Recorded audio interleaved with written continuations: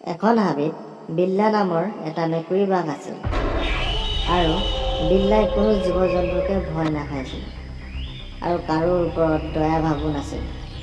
সি নিজকে নিজে জংঘলৰ ডন বুলি কয় আৰু সি এটা বিল্লা গেঙো বনাই থৈছিল।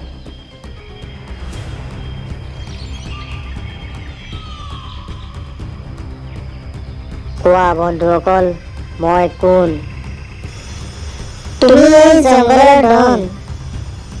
এনেইতো সিংহ জংঘলৰ ৰজা হয়, কিন্তু এই হাবিত জীৱ জন্তুবিলাকে সিংহক নহয় বিল্লাকহে ভয় খাইছিল।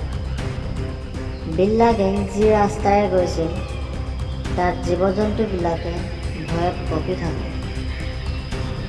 বিল্লা গেঙে যাকে মন যায় তাকে ধৰি খাইছিল। আচল কথাটো এইটোৱে যে সিংহয়ো বিল্লাক ভয় খাইছিল। ইয়াৰো এটা কাৰণ আছে। এবাৰ সিংহই এটা হৰিণা চিকাৰ কৰিছিল আৰু হৰিণাৰ মাংস খাব লওঁতেই বিল্লাই পালেহি। সিংহ মহাৰাজ, এই চিকাৰটোতো আপুনিয়ে কৰিলে, কিন্তু খাম মই। বিল্লাৰ কথা শুনি সিংহৰ বহুত খং উঠিলে আৰু সিংহই ক'লে, মূৰ্খ মেকুৰী, তই ক'ৰ পৰা ইমান সাহস পালি এই ফকতীয়া কথাবোৰ মোৰ আগত ক'বলৈ? চুপচাপ ইয়াৰ পৰা পলা, মোক খং উঠাবি, নহ'লে একে পাঞ্জাতে তোক মাৰি পেলাম। ঐ বুঢ়া সিংহ, ফাল্টু নকৰিবি। তই কি বুলি ভাবিছ? মই এই জংঘলৰ ডন হয়, ডন। বিল্লাই মুখেৰে টানকৈ চিটি এটা বজালে আৰু লগালগ তাৰ গেংকৰ 5টা মেকুৰী বাঘ আহি গ'ল। বিল্লা ডনে তাৰ লগৰবিলাকক ক'লে, বন্ধুসকল, এই বুঢ়া সিংহটোক আমাৰ পাৱাৰ দেখাই দিয়া আৰু তাৰ চিকাৰ কাঢ়ি খাই পেলা। সকলো মেকুৰী বাঘেই বছৰৰ অলৈৰ পৰাই সিংহৰ ওপৰত অত্যাচাৰ আৰম্ভ কৰে। সিংহই বেছি সময় বিল্লা গেংকৰ লগত যুঁজি থাকিব নোৱাৰি চিকাৰ এৰি সি গুচি গ'ল। এই ঘটনাটোৰ পৰাই সিংহই বুজি পালে যে এই বিল্লা গেংকৰ লগত অকলে যুঁজা সিংহৰ দ্বাৰা নহ'ব।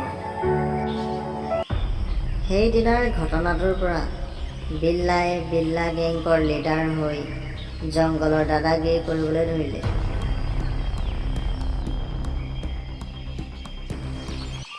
এনেকৈ এদিনৰ কথা, এটা কুকুৰে ক'ৰবাত চিকাৰ কৰি তাৰ ঘৰৰ ফালে গৈ আছিল।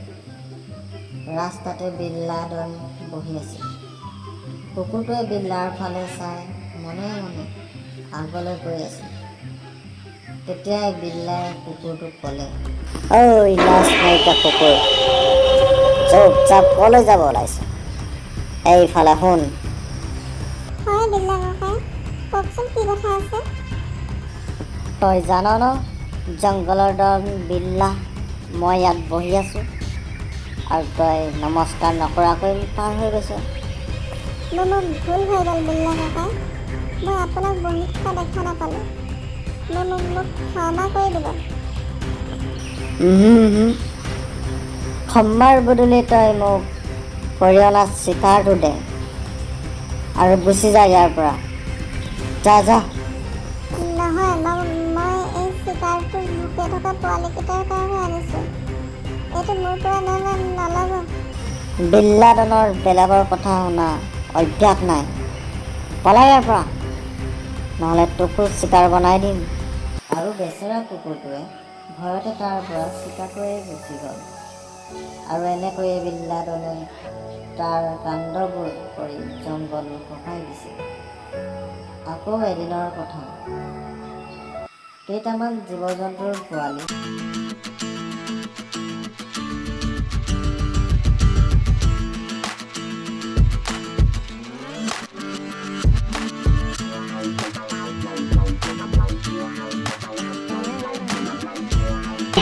বহুত টানকৈ ভোক লাগিছে মোৰ।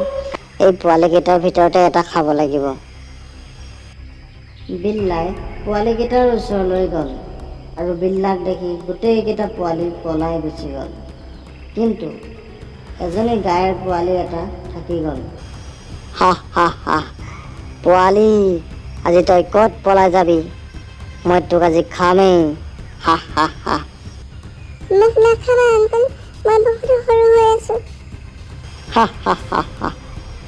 বিল্লাদনে হাতত অহা চিকাৰ কেতিয়াও যাব নিদিয়ে। হা হা হা হা। লগে লগে পোৱালিটো পলাবলৈ চেষ্টা কৰিলে আৰু পলাই পলাই পোৱালিটো মাকৰ ওচৰত পালেগৈ। তাকে দেখি মাকে বিল্লাৰ ওপৰত জঁপিয়াই পৰিলে। মাৰিলে ঐ মাৰিলে, ক'ত গলি তহঁতি ঐ, বচা। বিল্লাই মাতা শুনি বিল্লাকে তাক পালে আৰু গাইজনীৰ ওপৰত গোটেইকেইটাই জঁপিয়াই পৰিলে। তেতিয়া পোৱালিটোৰ বাপেকেও ৪-৫টামান গৰু সিহঁতৰ ওপৰত আক্ৰমণ কৰিলে। গোটেইকেইটাই মিলি বিল্লা আৰু বিল্লা গেঙক পুৰা ধুলাই কৰি দিলে আৰু বিল্লাই ক্ষমা খুজিবলৈ ধৰিলে। মোক ক্ষমা কৰি দিয়ক গাই মহাৰাণী, মই আৰু তোমাৰ পোৱালীক কেতিয়াও হাত নলগাওঁ। তই আৰু তোৰ গেঙে জংঘলত বহুত উৎপাত লগাইছিলি। এতিয়া তহঁতি এই হাবিত থাকিব নালাগে, সোনকালে ইয়াৰ পৰা গুচি যা, নহ'লে তহঁতক ইয়াতে পিঠা কৰি দিম।